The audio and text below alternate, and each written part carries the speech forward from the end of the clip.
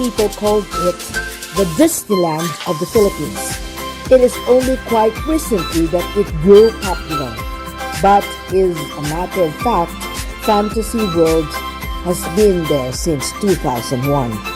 Situated along Jokno Highway in Lemery, Batangas, Fantasy World is a medieval theme park that was once owned by a Japanese businessman. It was believed to have been abandoned due to low funding.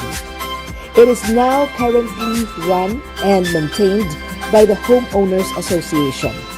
If you are fond of fairy tales, stories of princes and princesses, and kings and queens, the place might leave you in awe of the view upon the entrance, where you are welcomed by four castle-like structures in a quadrangle. But there is so much more to Fantasy World than just castles.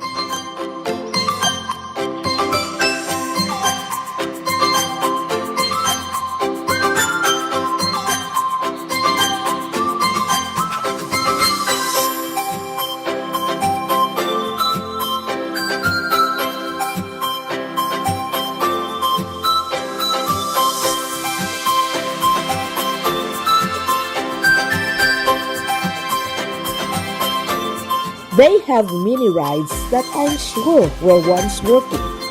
Aside from this, you will also find a maze garden and one of Fantasy World's popular features, the tree house. There are two tree houses connected by a hanging bridge. Climb at the top and you will be rewarded with a panoramic views of Taal volcano. A view that will make you feel like the ruler of the land. There are several options on how to get to Fantasy World depending on where you're coming from.